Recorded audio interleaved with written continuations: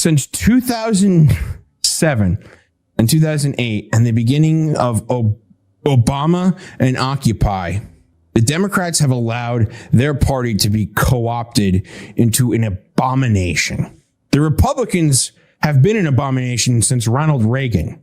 Democrats had started with old Slick Willie and his NAFTA boys in the 90s.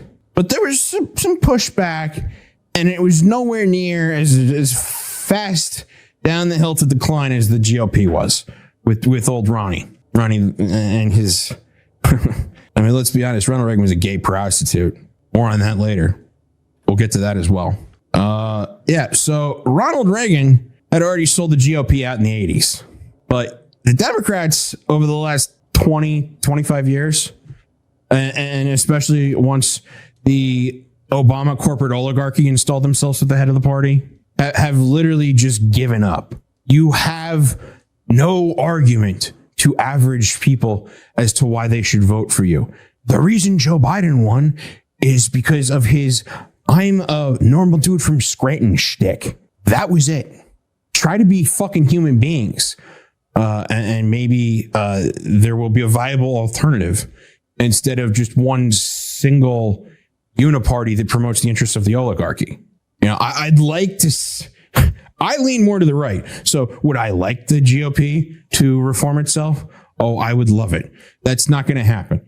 The Republican Party is going to be the cult of the Trump family for the next 20 years, unless something drastic changes. So America has essentially two options. We create a third party and leave behind both of these failing cancerous tumors, these anal pustules of political corruption. Or we hijack what's left of the Democratic Party from the corporate consultants and the Beltway boys and the scummy oligarchs that have nested themselves in there since the 90s, since neoliberalism. Ultimately, that's what we need to do. I mean, like I said, a lot of this stuff that comes out of Donald Trump's mouth is good. It's what the people want. The people want more than anything else an end to neoliberalism.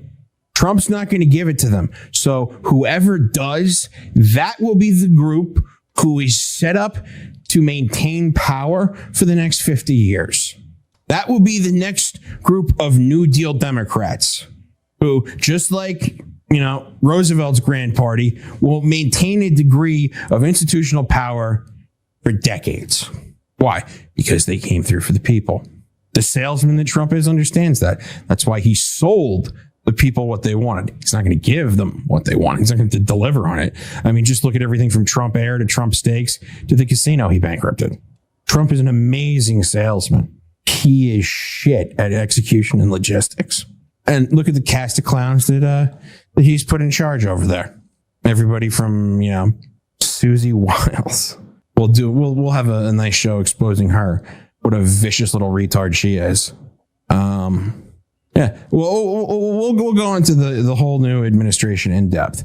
But what we're not going to do is disrespect the people who voted for Donald Trump, because in our esteemed opinion, they made the right choice. Because what was the alternative? What was the alternative that was offered to them? Now, do I respect people who voted for the third party a little more? Of course I do.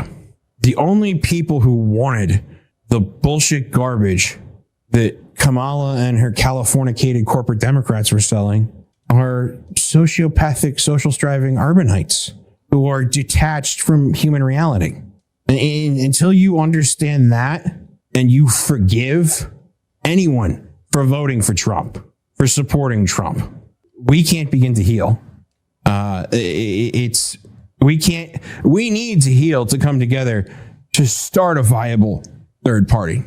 And that's not going to be possible unless both the people coming from the right and the left can get over fighting for different puppets in a show and realize that love thy neighbor is one of the most important commandments. And, you know, maybe loving guns and loving babies and not loving criminals and illegal might also be, you know, that just a thought, just a little thought that might also be a winning political strategy too. So it's going to be really interesting to see how much further the Democrats dig themselves into a hole that prevents America from ever fixing itself, while the Republicans further sell them out to a coalition of Jewish supremacists who essentially believe in some sort of messianic apocalypse that also jives with the collection of aging Christian evangelicals who want to send the world to hell so they can rapture out of it. So personally, the sooner we can get rid of both of these parties and what they represent, the better. I think that's why some people voted for Trump. So we need to get back to a society that actually gives a shit about the people's future who live in it. And I mean all of them and their dignity. I don't mean just the donors. I don't mean just the members of your own party. I don't mean who it's convenient to care about. I mean everyone. And that makes things a whole lot simpler. It's called having principles. Then you don't have to live in your own head in a bullshit world of lies and self-soothing nonsense. Then you don't have to lose 2 elections to a man who could only beat a woman in a theatrical puppet show. But that's not the world we live in. It's the world we should live in, though. It's the world we could live in if you do something about it. We do something about it. And that's what we're going to do here. That is what we're going to do over 4 years of the Trump presidency. We are going to entrench ourselves and establish the only effective resistance to the oligarchy in not just America, but in the world. We will be beginning a movement that stands for the rights and dignity of all people. And we're going to explain a lot more about what that means and what positions that we hold entail based upon the principles that we have. But that begins today, and that begins with understanding that this election is a complete fugazi, that our political system is a complete fugazi. It's all a Ponzi scheme. The more money you have, the more political influence you have. That's it. That's the only actual axiom of American politics. Nothing else matters, only money. And you would be gobsmacked how little money you have to spread around to get what you want. You know, it might sound like Elon Musk spread around a lot of money to influence an election until you realize the billions of dollars in subsidies that little parasite has accumulated over his lifetime. So we suffer under the stupidity of our current society because most people don't want to grow the fuck up and realize that puppet shows are for kids. And that if we want a functional government that represents the people, is made up of the people, and stands for what the people want, well, we're just going to have to put our boot up some people's ass, maybe. You know, we maybe just have to get up off our own ass and do something. So that's it for tonight, folks. We'll bring you back to another lecture probably after Thanksgiving.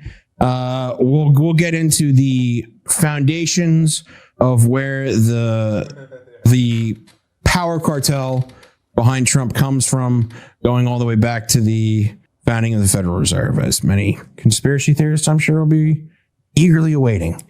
It's important to cover this history because if you don't understand where things come from, you're not going to be able to guess where they're going. And that's going to be extremely important in the coming days.